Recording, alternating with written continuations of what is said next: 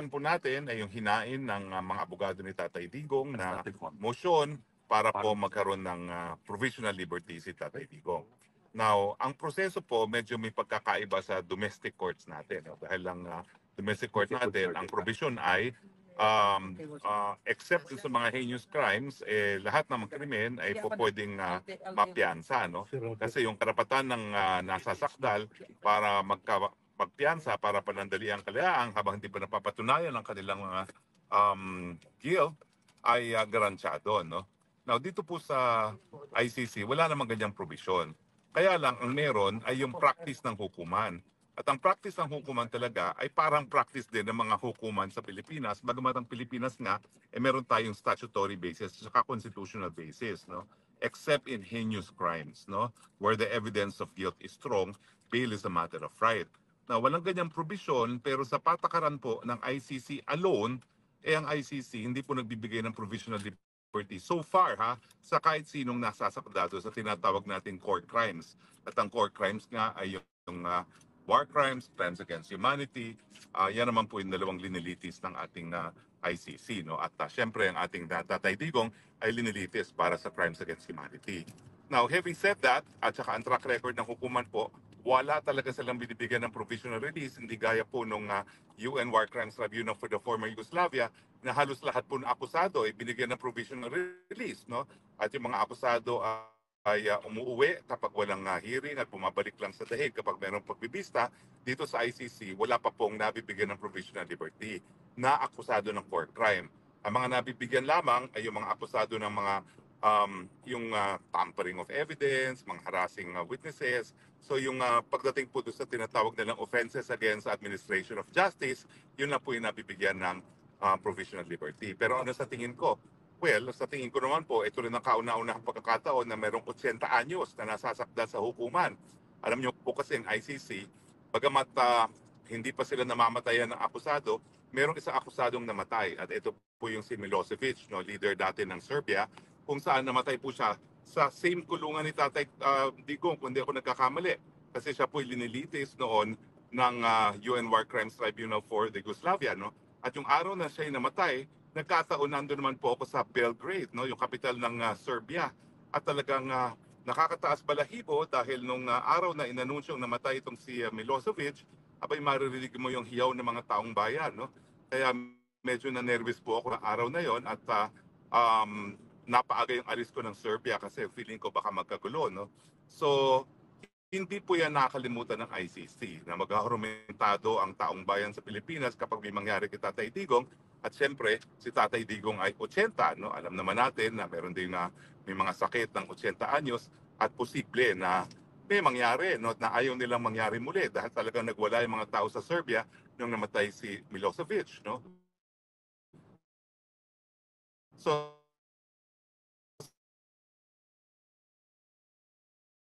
at merong sakit.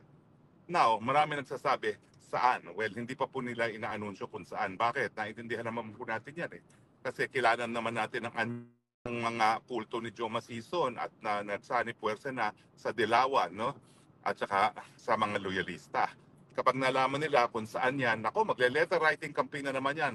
Sisimulan na naman yung Hollander na nagpapakalat ng fake news palagi, no? Dahil dyan sila magaling, no? Sa mga letter writing campaign para tutulan. Kaya intindihin niyo na lang kung bakit redacted or hindi inaanunsyo sa publiko yung bansa na tumanggap na sa kanya.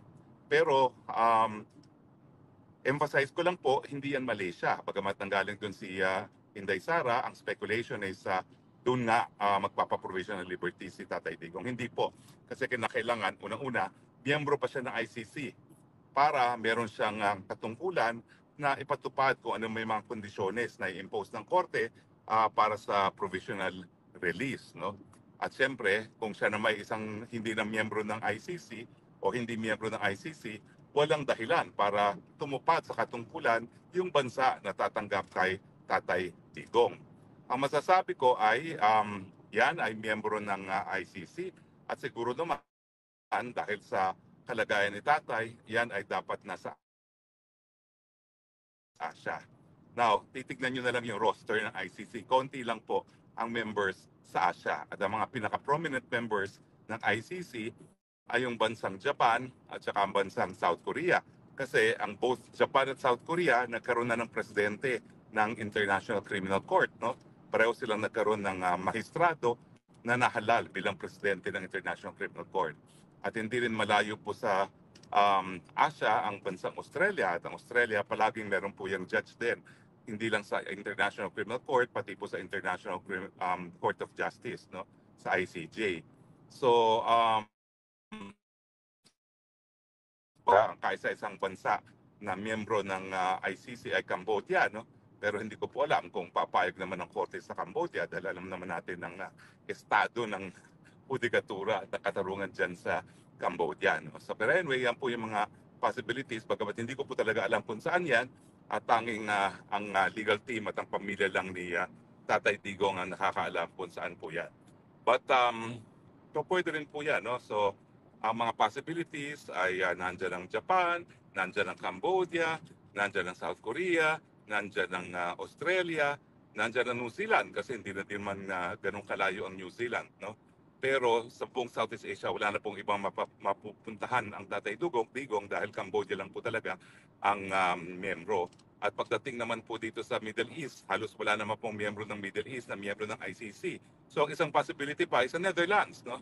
Pwede rin na palayain siya sa Netherlands kasi magkakaroon lang ng house arrest. No?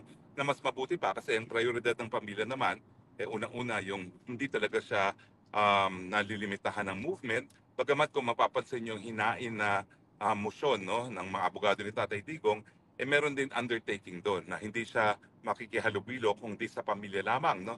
Na nangyayari ngayon no? Kasi bawal siya bisitahin kung hindi sa pamilya. No? So nandun pa rin yung kondisyon na close family na lang magkakaroon ng contact kay Tatay Digong. Bagamat I'm sure he will appreciate na hindi siya nasa kulungan. Bagamat yung kulungan po niya ngayon, modern, wala ng rehas.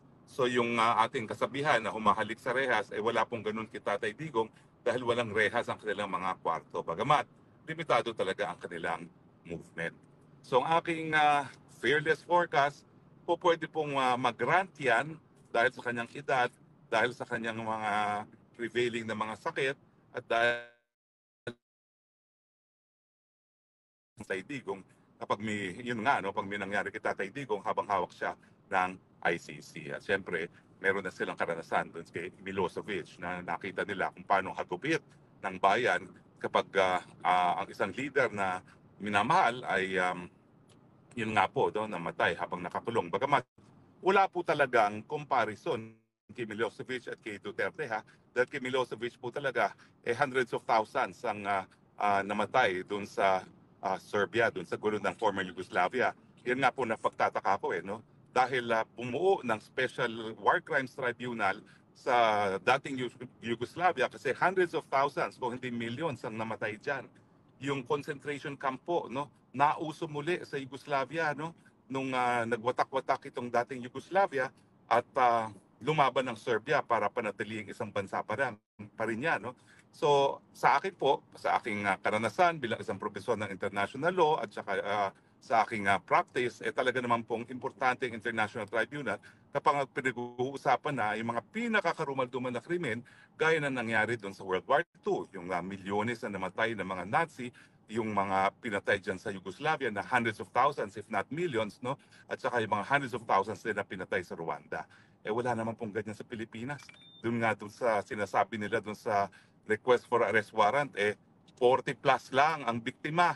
Samantalang kami nga yung prosecution team sa Maguindanao Massacre, nalitis namin, napakulong namin ang mga akusado. Ngayon, nakakulong na sila, bagamat inaantay pa rin ang apela nila sa CA, 58 yon. Kaya nga po sinasabi natin, sapat-sapat naman ang kakayahan, napatunayan na ng kakayahan ng lokal na hukuman sa Pilipinas na kaya nila maglitis ng mga akusado na 44 o 40 something lamang. No? Nakalimutan ko yung exact numero.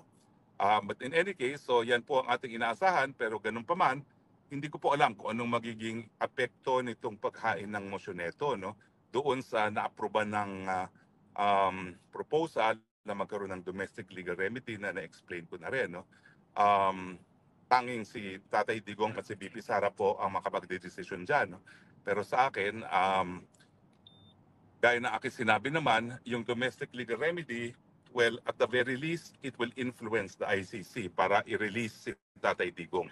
Dahil ayaw nila na magkaroon ng encuentro between Dutch courts and ICC, kumbaga, bisita sa teritoryo ng Holland. Ayaw nila siyempre magkaroon ng salungat na desisyon, yung korte ng kanilang host state at saka yung sa sarili nilang hukuman. Awkward naman yun na ipapatupad ng host state yung desisyon. Siyempre, ng host country, no, at hindi ng ICC. At talaga namang wala naman laban yung ICC kapag nagdesisyon ng lokal na hukuman, no? Kasi ang kapulisan ng Holland ay kontrolado pa rin ng hudikatura, no? Samantalang wala namang sariling pulis ang ICC. Umaasa lang siya sa kooperasyon ng mga kasapi ng ICC. So sa tingin ko, pwedeng matuloy yung domestic legal remedy at yan ay isang dahilan para iparating ang mensahe sa ICC na wag nila pupolitikahin ang kaso ni Tatay Digong. Ano bang ibig sabihin ko dyan?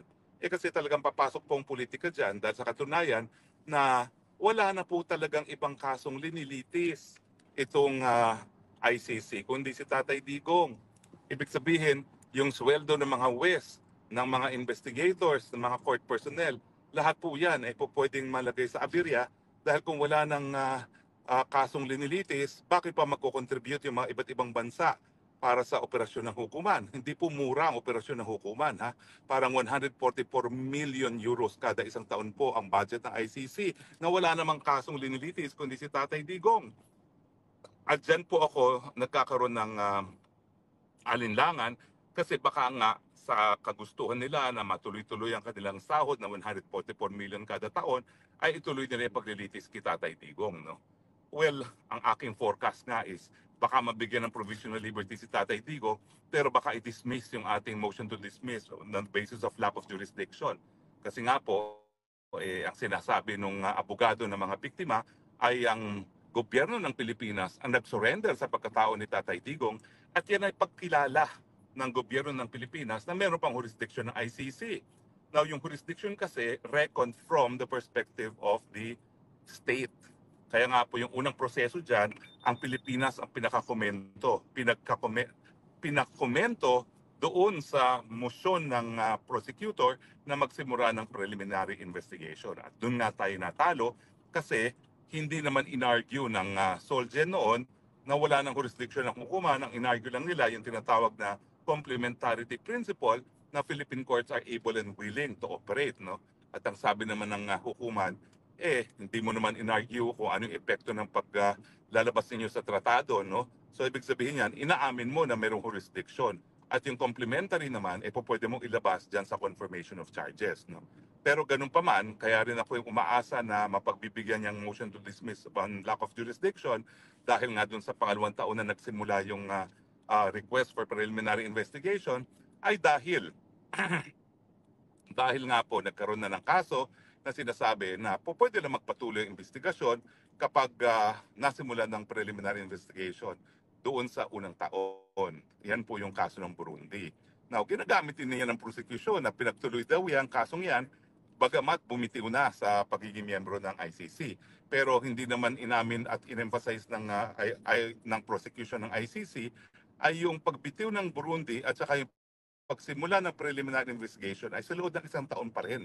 So sakop siya nung isang taon matapos magbigay ng magdeposito ng instrument of ratification na nabigyan ng abiso ang piskalya ng prosecution na magpatuloy sa preliminary investigation. At pagdating naman sa Pilipinas, malinaw na malinaw, nasa pangalawang taon na yan. Pero yun nga po, talagang delikado yung argument ng mga abogado ng mga biktima ng sinabi nila na ang gobyerno ng Pilipinas ang nag-surrender kay Tatay Digong na katotohanan naman kasi kinidnap na ni Marcos Jr. si Tatay Digong, hindi sinunod ang Article 59 ng ICC at naging extraordinary rendition ang naging kapalaran ni Tatay Digong. At ito nga yung kukwestiyonin ngayon dapat sa lokal na hukuman. Ang issue, importante hindi lang sa Holland kundi sa buong daigdig. Once and for all, ang pangingidnap ba para di umano mabigyan ng katarungan ng mga biktima, tama ba yan? O dapat dahil ito'y mali, hindi dapat magpatuloy ang hukuman. Talagang sa akin, importanteng madesisyonan po yung kasong yan. No? At siyempre, kapag nagdesisyon ang Dutch court na dapat bigyan ng mas malaking importansya ang karapatan ng pantao, naku, isang interesting issue na naman po para sa ating lahat yan. Sino ngayon ang masusunod? Yung headquarters agreement sa panig ng Netherlands at ng ICC na nagsasabi na dapat kuidao ang good government of Netherlands sa lahat ng gawain ng ICC, or dahil obligasyon ng Netherlands na ipatupad at isulong ang karapatang pantao ng lahat ng tao sa kanyang teritoryo, miski hindi European, dapat bang bigyan ng mas malataas na importansya ang karapatang pantao? Sa akin, siyempre, wala pong debate dyan. Mas importante karapatang pantao kaysa dyan sa tinatawag na headquarters agreement, dahil in the first place, yung hukuman dapat pinapatupad din ang karapatan ng tao. At kung sila mismo ang lalabag, bagamat ang kanilang mandato ay para nga mabigyan ng hustisya ang mga biktima ng pinakakarumal-tumal na krimen sa buong daigdig, dapat na yan. Kung ang korte na may ganyang mandato na magbigay ng katarungan sa pinagkakaitan ng katarungan, ay siya mismong gagawa ng hindi makatarungang bagay. So, inaasahan natin na mananaig talaga ang karapatang pantao, pero siyempre kinakailangan maihain yung domestic legal remedy dahil otherwise hindi naman po makakagalaw ang lokal na hukuman ng Holland. Kaya nga po kahapon, at maraming salamat po sa lahat ng mga sumuporta dito sa tagumpay na selebrasyon ng Araw ng Kalayaan para kay Tatay Digong dito po sa Dahig. Maraming salamat po sa lahat ng punta. Maraming salamat po sa lahat ng nag-volunteer. Maraming salamat kay aking partner, super duo Maharlika, at ang kanyang team from LA. Okay, si Madam Elena, si Norly, at saka umalis na si Roland pero tumulong din, no? At lahat, at si Makabaya, no? Si Jessica, ito po yung talaga yung mga responsable. At ating mga DJ, galing-galing po, libre po yung aming DJ at sound system, ha? Oo. At saka yung mga pinakamalalaking delegasyon, no? Bus-bus po, mga nanggaling sa UK, sa biyahe, yung mga nagbiyahe sa Paris, alam niyo ba, yung bus ng mga taga Paris, mga 15 sa kanila, alas 10 pa, natapos na kami alas 5, nagpunta kami sa street hanggang alas 6. Naku, para silang sardinas po doon sa maliit kong tinitirahan, no? Pasensya na po kayo, no? At hindi tayo handa, kaya sana naman walang nagutom doon, bagamat may mga baon daw sila, no? Pero hindi ko na po sila nahaian, no? Sa food. Lahat nag-volunteer po ng food, maraming salamat. At lahat po nung performers, naku, ang gagaling po ng performers, parang lahat sila professional. Oo, parang nagkaroon tayo, ayan, nakikita nyo naman si Madam, ang aking Dragon Lady, ayan na, joint broadcast na ito. Ay napakagaling po ng ating mga talento talaga, mga Pilipino, no? Para talaga silang meron kaming professional band.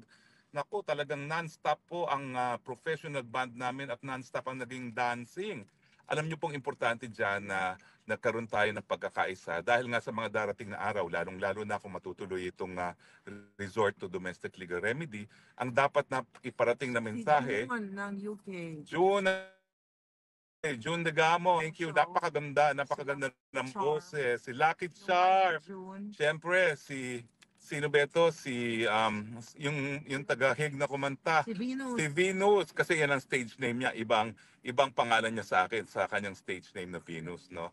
O, siyempre. But anyway, ang importansya na nagkaisa po talaga ngayon ng mga tao sa Hague at saka sa Europa, dahil ang magiging sigaw na ngayon ng mga Pilipino sa Europa ay palayain pa rin si Tatay Digong, pero ito'y nakadirekta na sa gobyerno ng Netherlands.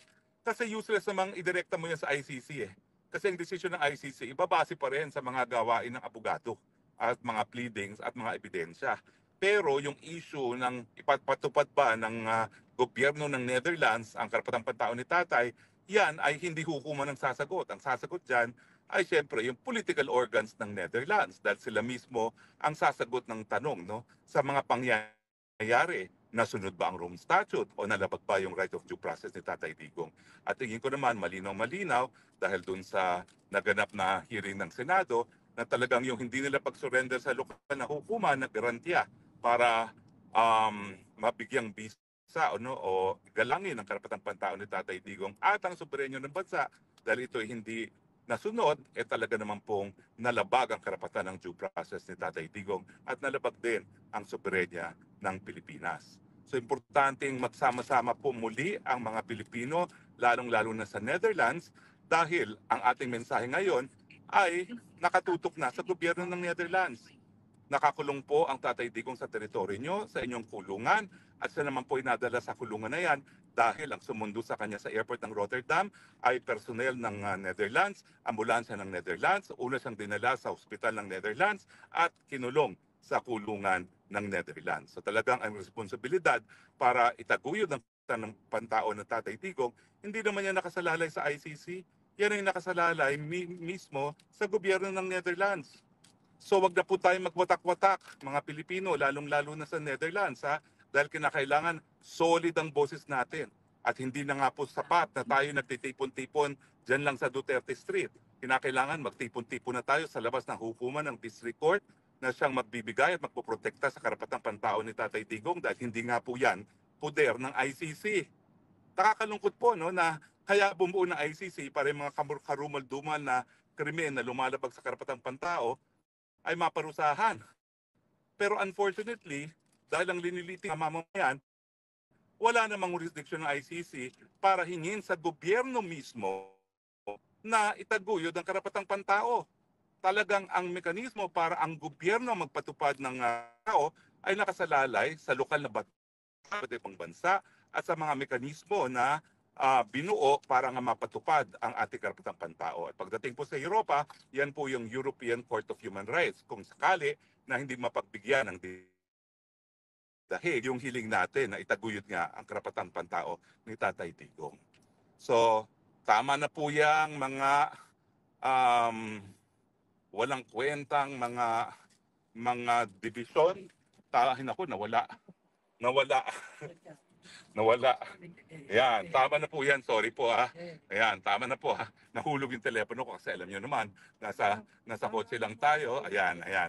At kinakailangan magkaisa po tayo dahil talagang kinakailangan malakas ang boses natin. Alam nyo, naiinggit ako doon sa mga Palestino. Bagamat matindi talaga yung nangyari sa kanila, no? Dahil talagang hundreds of thousands na ata ang namatay dyan, no? Malapit na sa 100,000 ang namatay dyan. Pag sila nagtipon-tipon dito sa dahig, napupunin nila yung Mali Field. Tayo ang pinakamaraming tao, yung 23rd ni VP Sara, 8,000, pero kalahati lang ng Mali Field ang napuno. Pero yung last rally ng mga Palestino rito, yung For Palestine, at ang dumalo ay mga karamihan ay mga taga-Holland din, mga puti, punong-puno ang Mali Field at ang estimate doon ay 100,000. Now yan po ata ang pinakamalaki ng pagtitipon para doon sa issue ng Palestine dito sa Europa kasi sa France, ipinagbawal ni Macron yung mga pagtitipon na ganyan. No? At nalaman ko naman yan dahil yung ating Senator Robin Hood Padilla ay talagang aktibo na sumusuporta sa kausa ng mga Palestino at nagpunta nga siya sa Europa. Inaasahan na dadalo siya doon sa rally naman sa France na hindi nangyari dahil ito nga si Macron ay pinagbabawal yung ganyang mga rally. Anyway, yan po ang ating latest update. No? At lahat naman po tayo nagdarasal na sa lalong mabilis na panahon, makalaya na si Tatay Digong. Ang issue lang ay dapat makalaya siya at makabalik sa Pilipinas. So kung tatanungin niyo po ako, well, hindi po sapat na mabigyan siya ng provisional liberty, bagamat yan po ay mas mabuti kaysa sa kanyang detention facility. Pero mas importante na kung magkakaroon ng provisional liberty, dapat sa Pilipinas din. At imposible nga po yung mangyari kung aasahan pa rin natin ang ICC dahil ang Pilipinas.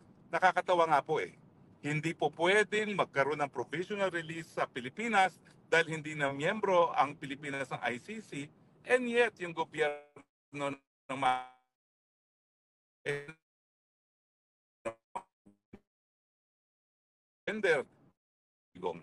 na patunay na kinikilala pa rin ng Pilipinas di umano yung obligasyon niya sa ilalim ng Rome Statute. Nakalokohan po kasi nangyari talaga politika, miski wala na pong obligasyon na makipagtulungan, abay ununahan pa ng Marcos Jr., yung ICC, wala namang hinihinging tulong.